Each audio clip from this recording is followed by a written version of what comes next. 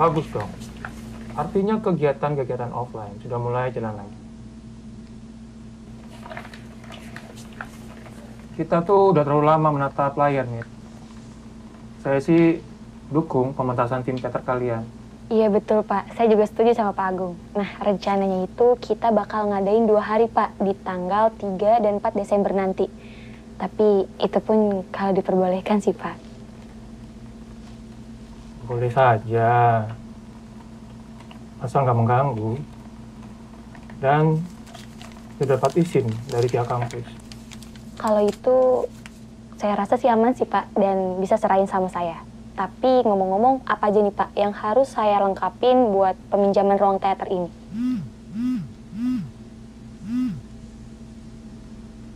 Oh ya, halo. Ya, saya Orek. Halo, Tenang Balado. Ya, kasih cek kangkung ya. Ya, makasih.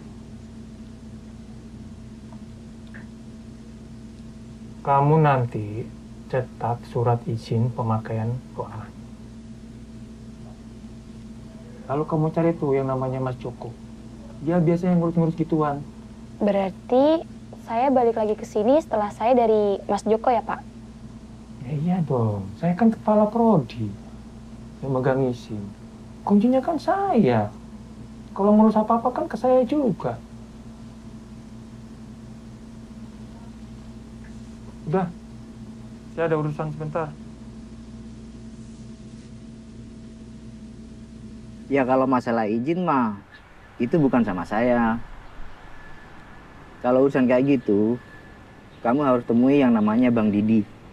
Dia tuh asdos di sini. Oh, berarti saya harus ketemu Bang Didi dulu ya Mas, buat ngasih surat izin ini?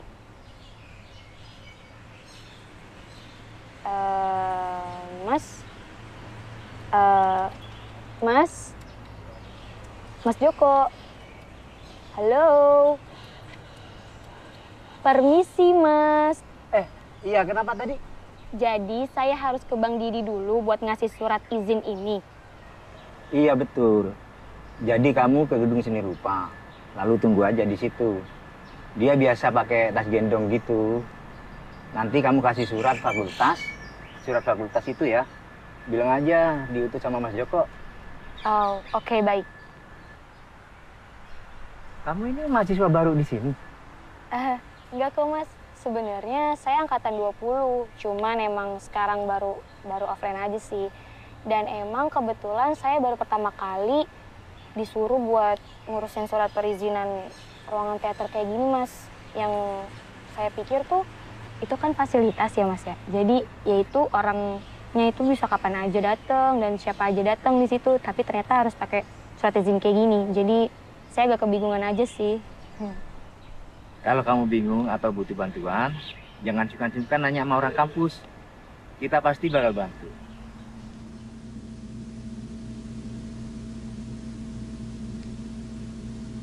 Ya, kalau ginian mah, sorry banget nih, gue nggak bisa bantuin. Sebenarnya kalau kayak ginian bukan bagian gue, soal peminjaman ruangan. Hah? Kok gitu sih? Tadi katanya Mas Joko itu ya, kalau yang ngurus-ngurusin beginian, itu diurusinnya sama Bang Didi.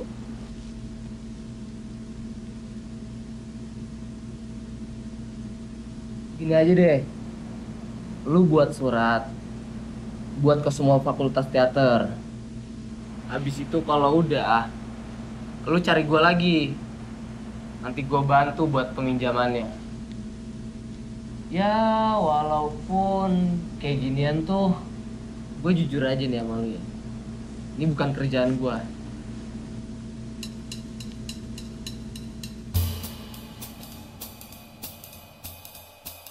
Ya, gue juga nggak tahu bakalan seribet kayak begini buat minjem ruangan.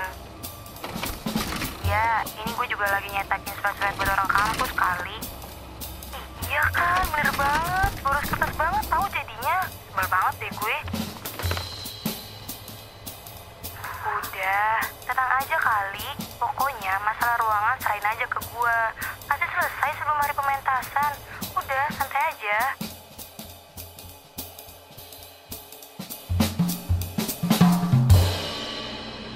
Gue udah dapat info dari sekretariat. Soal ruangan yang mau lu pinjem itu bisa. Yah, serius bang? Beneran nih? Terus kapan nih kuncinya saya bisa dapetin pas hari H? Sabar dulu, tenang ya, tenang, sabar. Gue lupa ngasih tahu lu soal peminjaman ruangan itu, kan ada prosedurnya. Nah, lu harus ngasih surat ke semua bagian keamanan kampus, kayak satpam gitu deh. Sama satu lagi tuh bagian kebersihan, lu juga harus minta tanda tangannya biar mereka tahu lu pakai jam berapa, selesai jam berapa. Nanti lu selesai langsung dibersihin.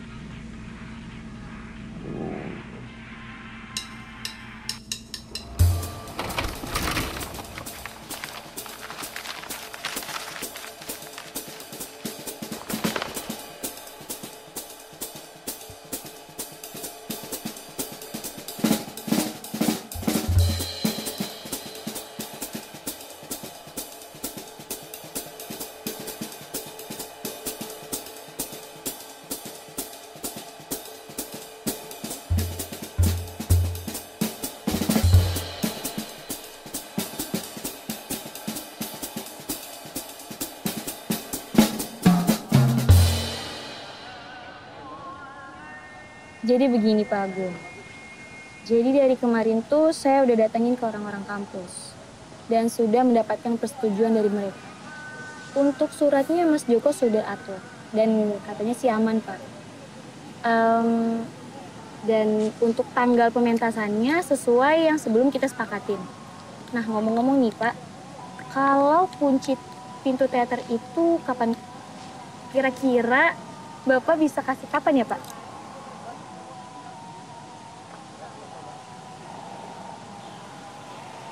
Kalau saya sih sudah. Tapi di kampus itu kan saya nggak menjabat sendiri.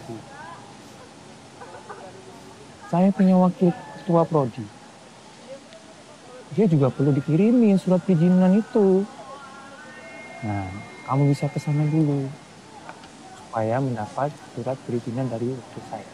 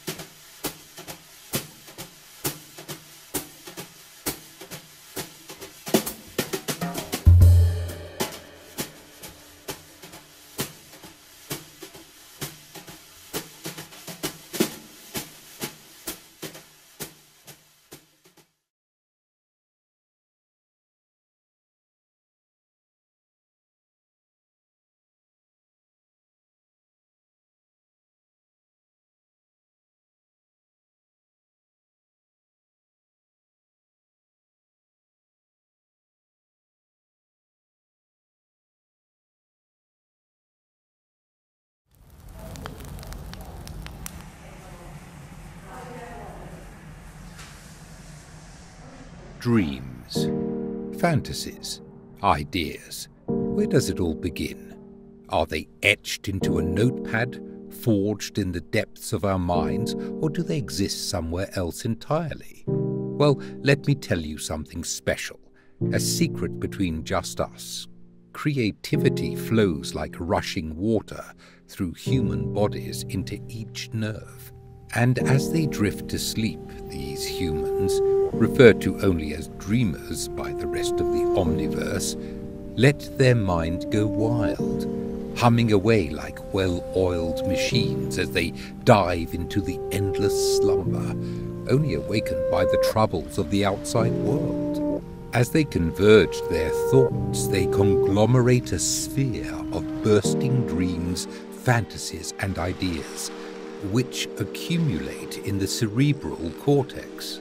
And slowly these thoughts begin to materialize, and something truly amazing happens.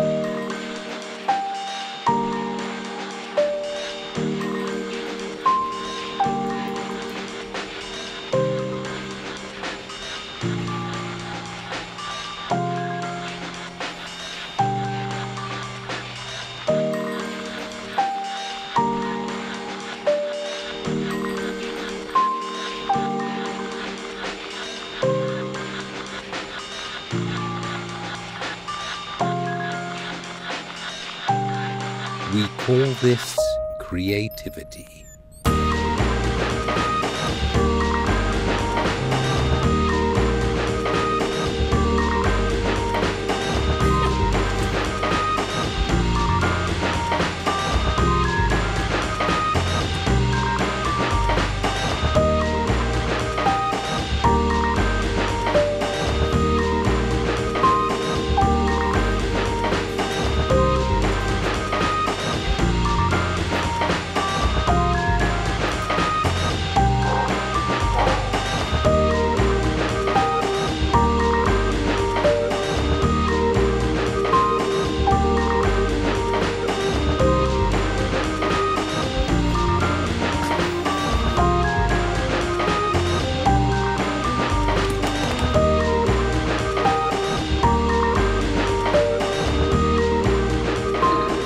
However, sometimes these dreamers dive too far into the abyssal depths of their imagisphere and soon lose focus of what is important.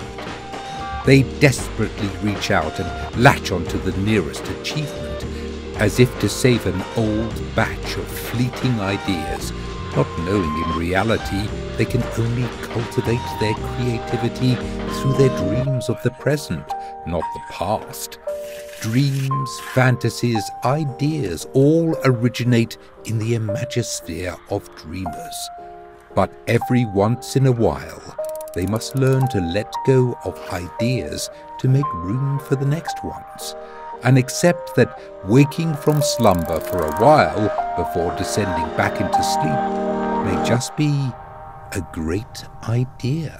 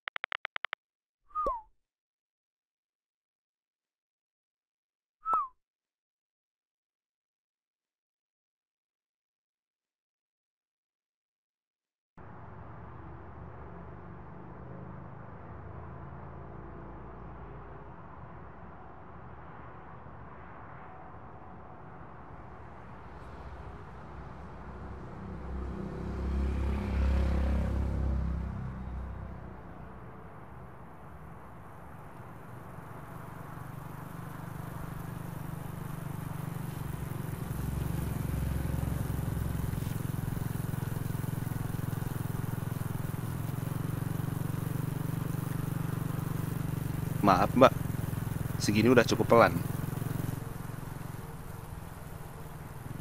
Iya mas, cukup.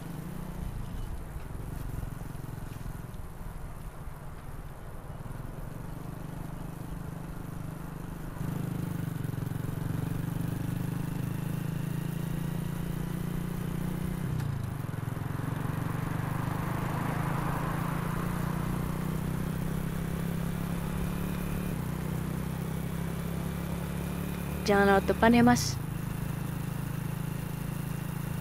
Loh, bukannya tinggal lurus aja? Cari jalan lain aja.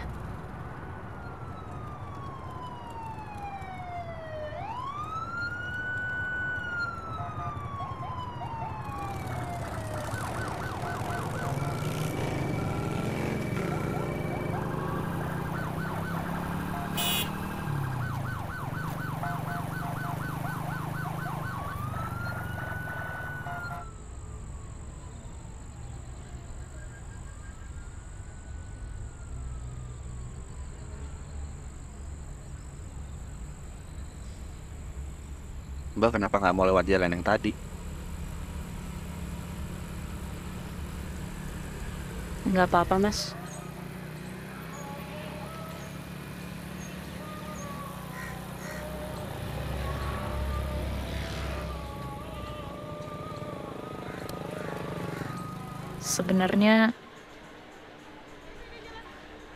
Sebenarnya bapak saya baru meninggal 6 hari lalu di jalan itu.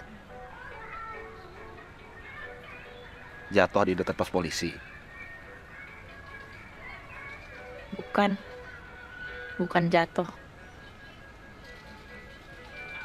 Ditabrak sama iring-iringan mereka.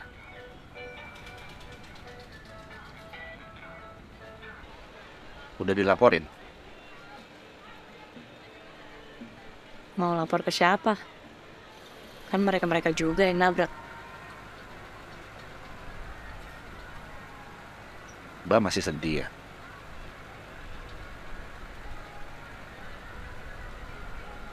Mas pernah nggak sih rasain rasanya kehilangan? Sering mbak. Kehilangan penumpang, pacar, duit juga sering. Pernah sih mbak. 4 tahun lalu saya kehilangan ibu. Terus? Jadi waktu itu saya lagi pulang kampung mbak. Waktu di sana nggak tahu kenapa saya banyak fotoin ibu. Padahal biasanya enggak. Pas mau balik ke Tangerang, saya bilang ke ibu, nanti pas lebaran aku ajak ke Pacitan ya bu. Kita mampir ke rumah Pak D.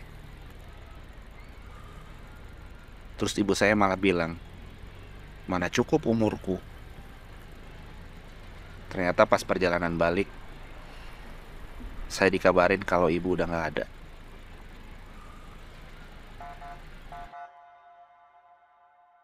Mas masih kangen ibunya sampai sekarang. Mbak pasti kehilangan bapaknya banget ya. Kalau ada kata lain di atas kehilangan, mungkin itu yang saya rasain. Soalnya cuma dia yang saya punya. Coba aja kalau saya tahu itu waktunya dia. Kayaknya saya cuma pengen dipeluk yang lama, terus diem aja gitu. Sekarang dia udah pergi duluan. Saya bisa apa?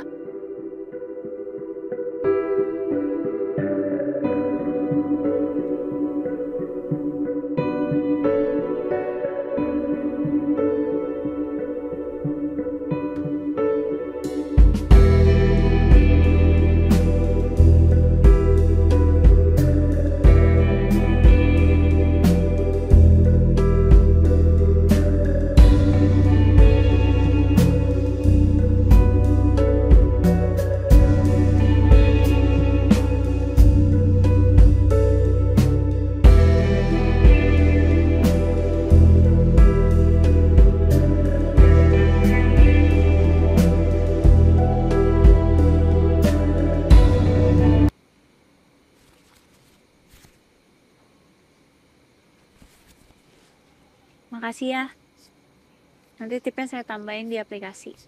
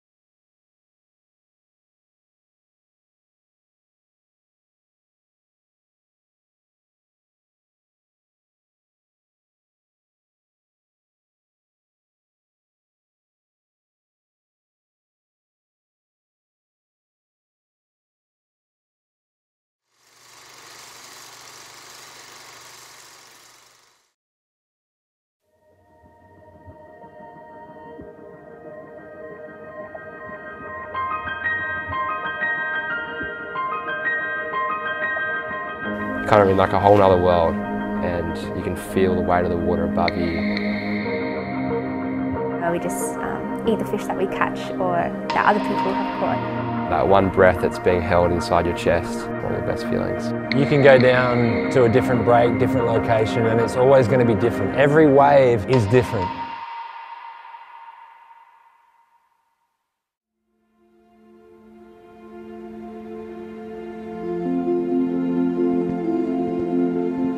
Building a spear gun starts with the timber, mill down, prepare. It's then a matter of just shaping it all down, oiling it up, rigging it up with a spear and some rubber. Yeah, it's good to go. I'm Tasman. I'm Em. Along with Em, we're starting up a business making timber spear guns. Yeah, left my engineering job and just been doing that for the last couple of months. I would have been maybe 4 years old, first time I put a mask and snorkel on, and yeah, absolutely loved it. Just seeing all the fish and all the marine life. Had such a fascination and such a curiosity for it. I remember just going home and writing down notes on everything I'd seen, and the satisfaction of being able to then go and you know, catch fish with that thing that I'd made. That was what motivated me, I think, to consider sort of starting a business with it.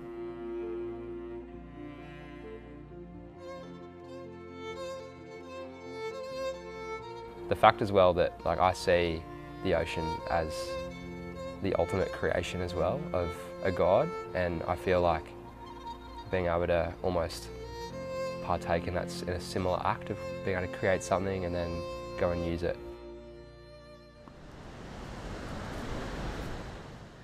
Come on, over here. Come on, quick. A lot of good smells. Come on.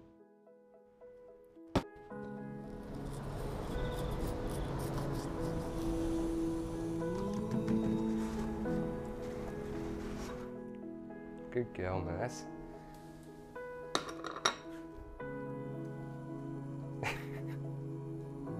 I am just the other half of Lou Bait.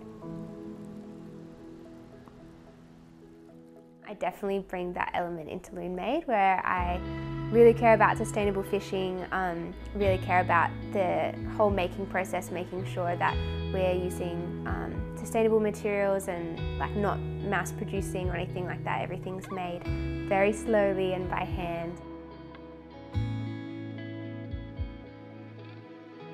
I think it's really like amazing the connection that people for generations have had with catching fish and providing for their families that way. It's something that would be so sad to see that lost.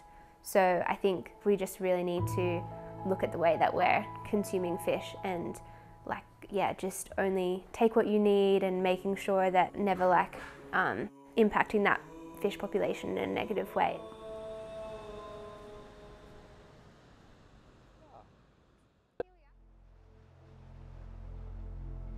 There's adventure around every corner in Tassie.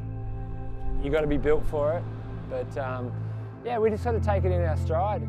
I'd been surfing for a while and I decided that instead of designing buildings, I was going to make surf movies for a job.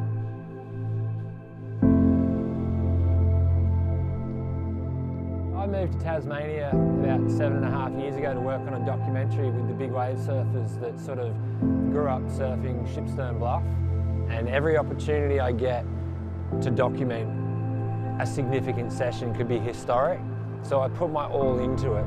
But I'm also doing that not only for me, but for my kids and my family. The ocean to me is life. I live at the ocean, I work at the ocean, I spend my free time free diving, and I love it. It's everything to me.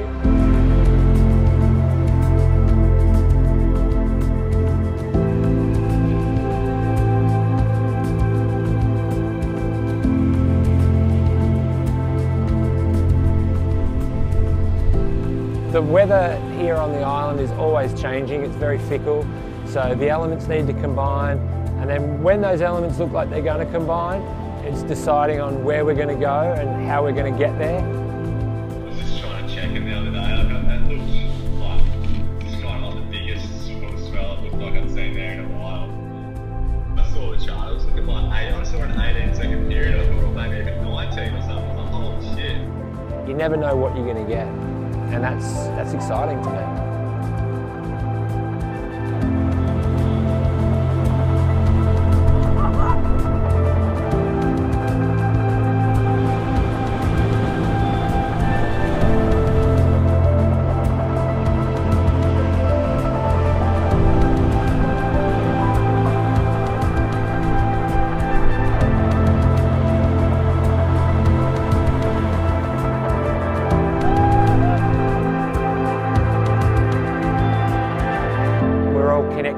By the ocean, and that creates good friendships, it creates experiences, and man, without it, geez, I don't know where I'd be.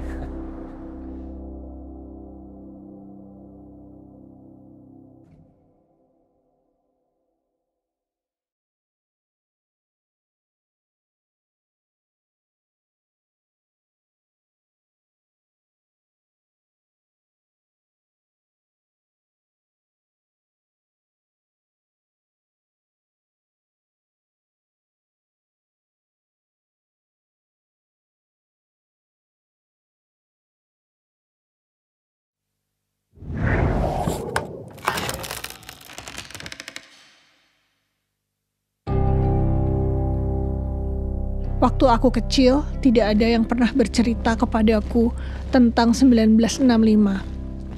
Aku tahu tentang 65 dari drama pemberontakan G30 SPKI di televisi dan buku sejarah di sekolah. Katanya kita itu, etnis Tionghoa, itu minoritas. Jadi lebih baik menerima. Aku pikir juga begitu. Lebih baik menerima. Sampai aku bertemu Acung.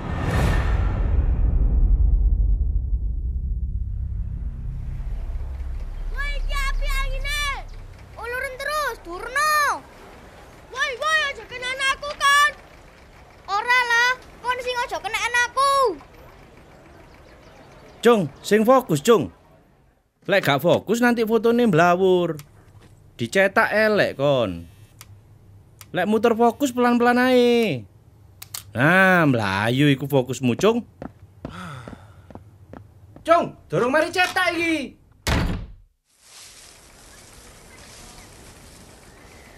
Aja pelanga-pelanga. Woi, anak Acung ku lho rek.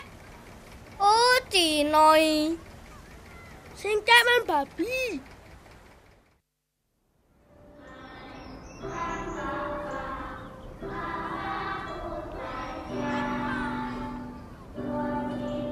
Acung sekolah di sekolah Tionghoa dengan bahasa pengantar Mandarin. Acung senang pelajaran sejarah. Acung. Ahau. Akian. Lihat kamera sini ya. Yang paling ia sukai adalah cerita tentang Laksamana Cheng Ho. 1, 2, 3. Cheng Ho adalah Laksamana dinasti Ming yang berlayar ke Asia Afrika untuk berdagang tanpa pernah menjajah negara-negara yang ia kunjungi. Bahkan ada juga yang berspekulasi bahwa Cheng Ho yang membawa Islam ke Nusantara. Cina! Oh, singkek mangan babi kon. Woi, kancing babi. Woi, taruh. Ayo,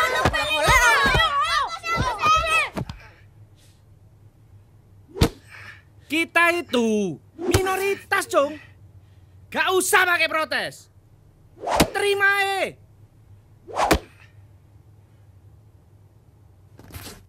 Pemerintah Indonesia mengeluarkan undang-undang kewarganegaraan. Semua warga Tionghoa harus memilih menjadi warga negara Indonesia atau Tiongkok. Ayah Acung memilih menjadi WNI. Acung harus pindah dari sekolah Tionghoa ke sekolah negeri. Lalu terbitlah peraturan pemerintah nomor 10 yang melarang mereka yang masih warga negara asing untuk berdagang di desa. Labuan Tanjung Perak. Di banyak tempat, PP10 digunakan untuk mengusir orang-orang Tionghoa yang sudah lama tinggal di desa dan merampas toko-toko mereka.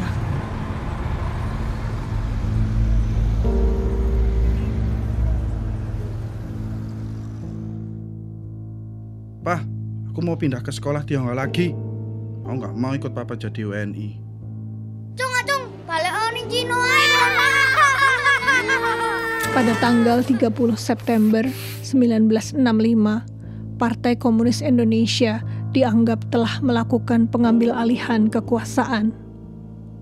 Sejak itu, Partai Komunis Indonesia ditetapkan sebagai partai terlarang. Orang-orang yang dituduh komunis bisa ditangkap atau bahkan dibunuh. Karena Tiongkok adalah negara komunis, maka orang-orang Tionghoa di Indonesia banyak yang dituduh atau dicurigai sebagai komunis. Kecurigaan ini kadang digunakan untuk menangkap atau merampas hak-hak milik orang Tionghoa. Di tahun 1967, timbul rumor bahwa toko-toko milik warga Tionghoa di Pasuruan akan dirampas dengan paksa. Para pemilik toko dan orang-orang yang bersimpati beraksi dengan berdiri di toko-toko itu, sehingga toko mereka tidak bisa dirampas. Acung juga ada di sana. Di hari itu, petugas datang dengan membawa massa. Kata Acung, orang-orang itu bukan dari warga di situ. Acung ditangkap, lalu dibebaskan setelah 5 hari.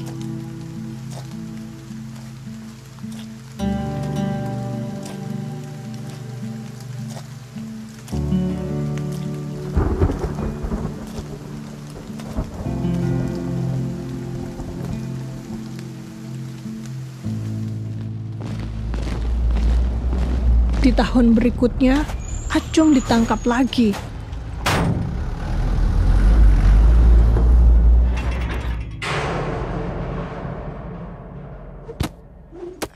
Acung dipukul dengan penjalin berkali-kali, berjam-jam, tanpa berhenti. Keluarganya tidak ada yang diberitahu dia ada di mana. Mereka baru tahu 1 tahun kemudian. Penjara Acung dikunjungi oleh Amnesty International. Baru sesudah itu pemukulannya berkurang.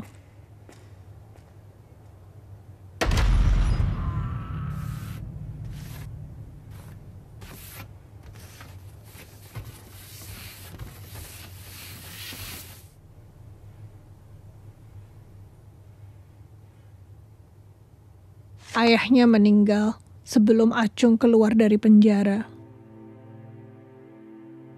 Acung dibebaskan tanggal 8 Desember 1979 dengan sebuah upacara bendera. Meskipun bebas dari penjara, Acung tidak pernah bebas. Ia harus lapor setiap bulan dan tidak boleh ikut kegiatan apapun yang dianggap melawan pemerintah. Sesudah keluar dari penjara, mantan tahanan politik seperti Acung bekerja sebisanya. Acung berumur 32 tahun.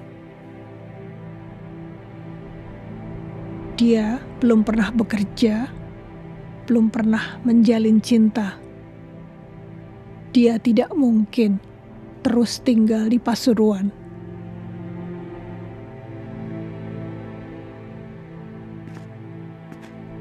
Ketika Acung tidak lagi datang melapor, toko pamannya sempat diobrak-abrik petugas. Tapi paling tidak, Acung tidak lagi dalam bungkaman dan tekanan. Setelah aku bertemu Acung dan mencatat kisahnya, aku juga tidak tahu sekarang Acung ada di mana.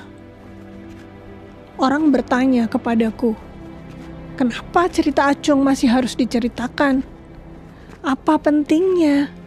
65 kan sudah lama. Bukan. Cerita ini bukan cuma tentang Acong. Juga bukan cuma tentang 500.000 orang yang dipenjarakan atau dihilangkan karena tuduhan gerakan komunisme di Indonesia. Bukan. Bukan cuma tentang 65. Bukan hanya di 65 sejarah kita mencatat penghilangan, penangkapan, pembunuhan orang-orang yang berani bersuara. Keadilan akan kalah kalau kita takut. Tapi keadilan akan selalu punya harapan kalau kita bersuara.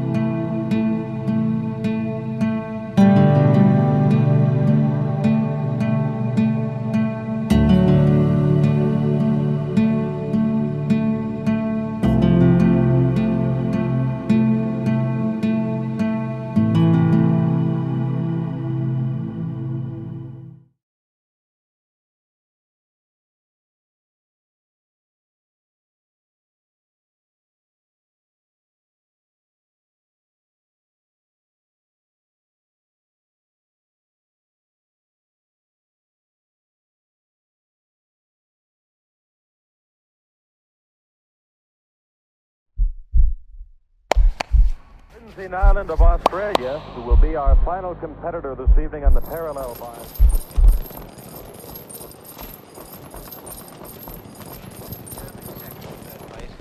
I wouldn't be judging too objectively, I don't think.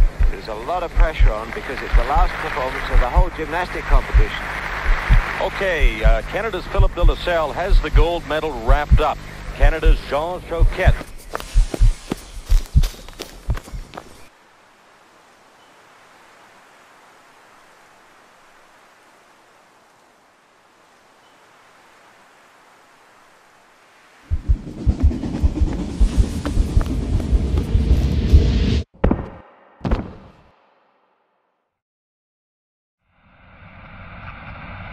Important because it is going to determine who wins silver and bronze medals here.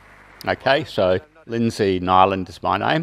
Arkosh was my gymnastic coach at primary school in Western Australia. I was doing a PE class one day, and he also was running a gymnastics club as an extracurricular activity at the school, and he wanted to recruit gymnasts into the club. So one of the methods he used was to watch the primary school PE classes and to pick boys who he felt had the appropriate talent and ability. And one day, as a part of our PE class, we were doing rope climb, and Arkosh would watch the rope climb, and I was the fastest climber of the rope in my class, so he called me over after the class and said, "Boy, you should join the gymnastics club," with his Hungarian accent, of course.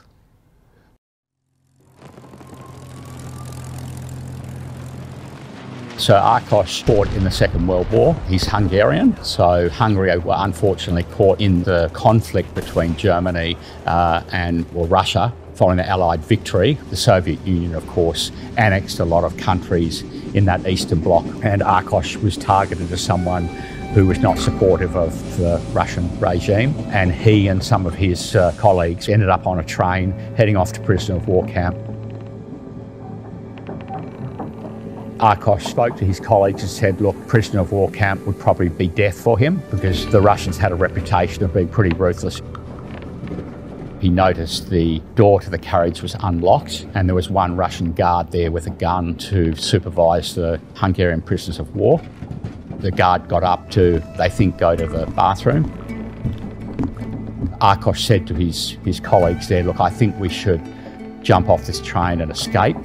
Akos's friends who weren't gymnasts said, "Akos, you crazy, we're not jumping off a moving train, we'll get killed." It was going fast. And Akos tried to convince them that if they just tucked and rolled, they would most likely be fine and survive the jump.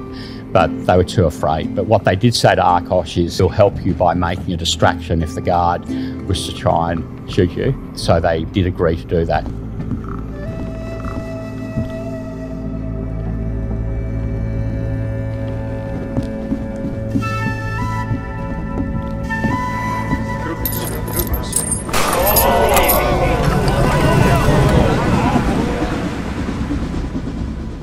Akos jumped with his handcuffs on as he had to tuck and roll in a ball down an embankment, then managed to jump up with his handcuffs on and sprint at full speed to the woods. He did say that he never was able to make contact with those colleagues or friends who went to the camp, so he assumed that they hadn't survived it. I knew that this performance was going to determine second or third place. Those mental skills that you learn in the sport, when you get yourself into a high pressure situation, you can call upon those skills when you need them. There's no way that an experienced campaigner like this, Even though you realise that your heart rate might go up, you know how to consciously focus on what you need to be doing and not worrying about things that could go wrong. and he was obviously shaking his head because he knew too the pressure that was on him. Fear is something that has to be managed in gymnastics, and yeah, there's certainly many times I recall that you end up, quite frightened or scared of taking that next step. Then, of course, it comes down to just having the motivation, courage and determination to face the fear and not let it overcome you.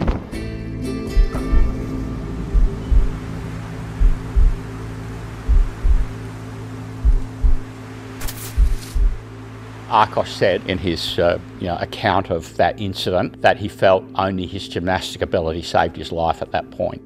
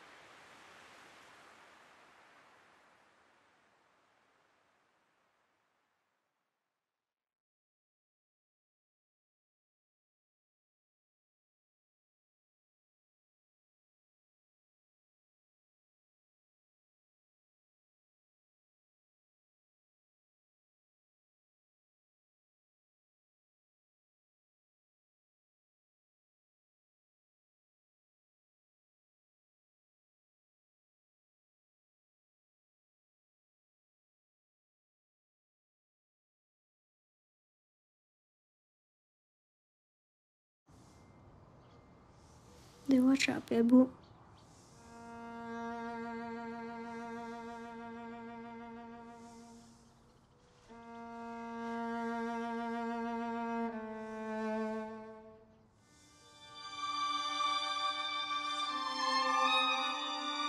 Bu, Abang kemana?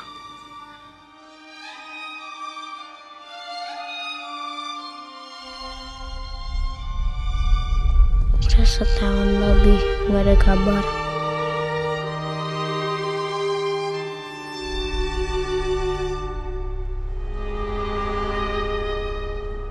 Dewa udah cari Abang kemana-mana.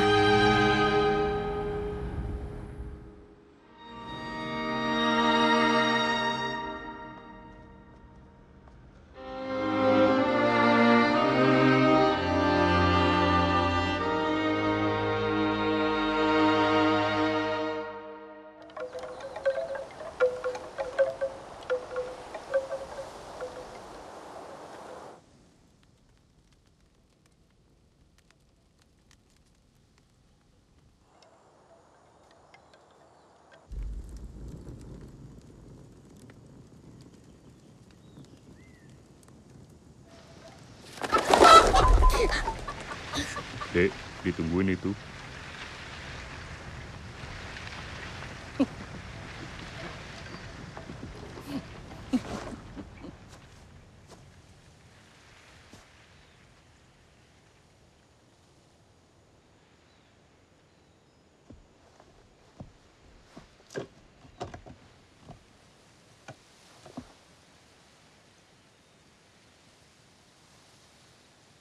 Makan.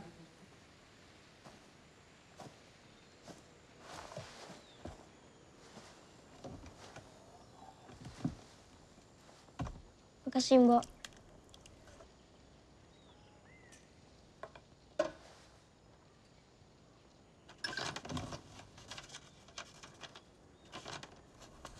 Ini abang saya. Dia sudah setahun lebih gak ada telepon.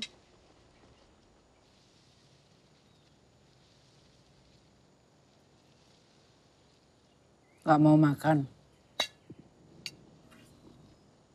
Saya takut dia kenapa-napa.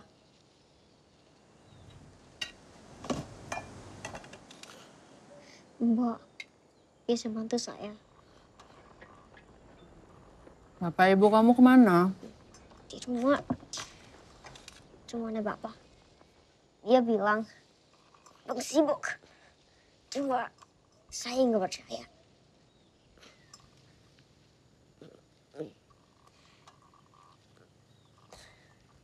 Terus sama saya kamu percaya?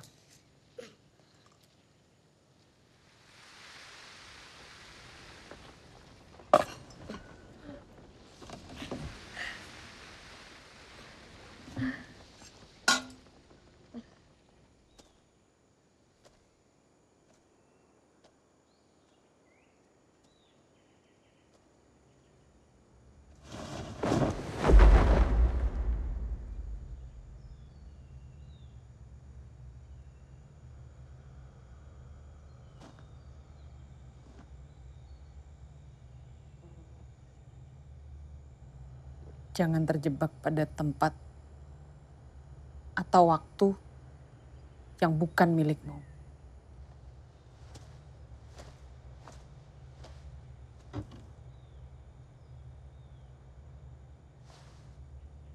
Tutup matamu.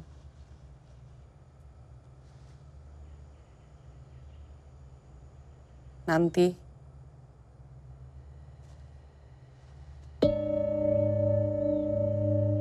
saat kamu buka mata, temukan mata saya di cermin.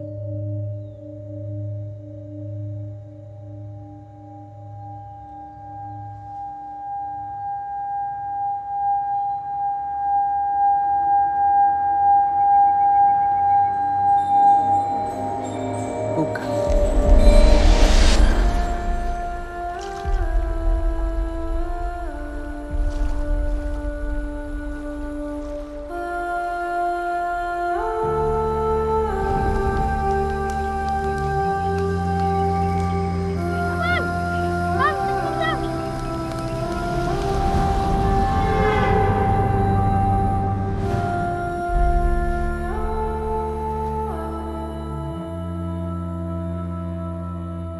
Bang pamit dulu ya.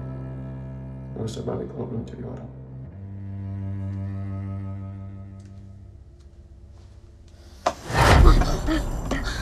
Mbak, saya sudah ketemu abang saya. Kenapa saya ditarik? Itu bukan abang kamu. Itu abang saya. Pernah ada orang yang tidak kembali. Bohong.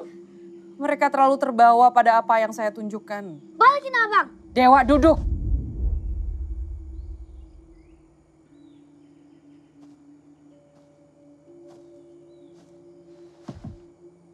Kamu gak bisa bantu abang kamu di sini kalau kamu terjebak di sana. Maaf, Mbak. Saya cuma mau ketemu abang. Kenapa abang tinggalin aku?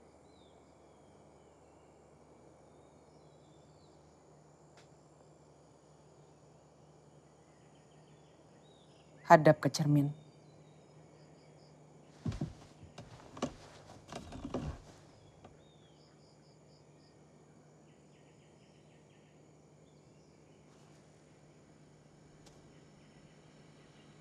Ingat yang saya bilang.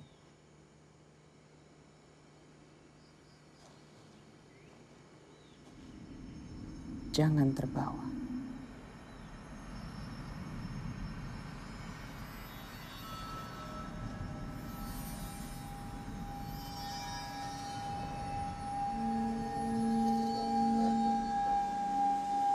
Buka.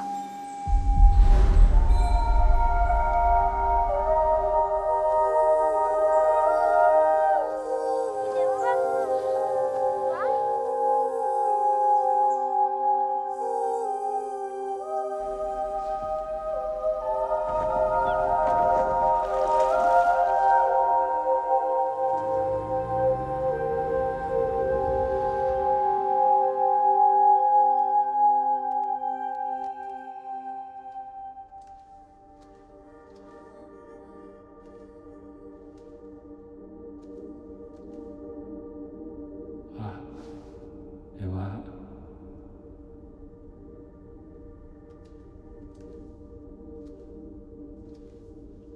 Ewa.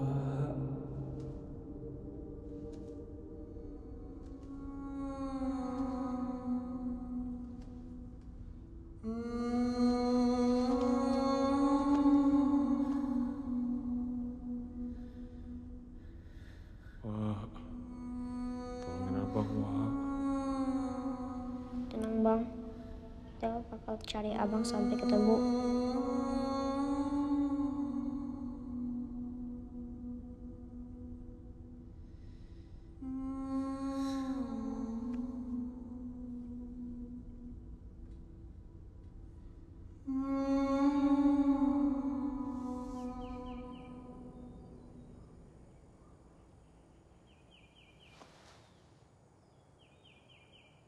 Sudah balik.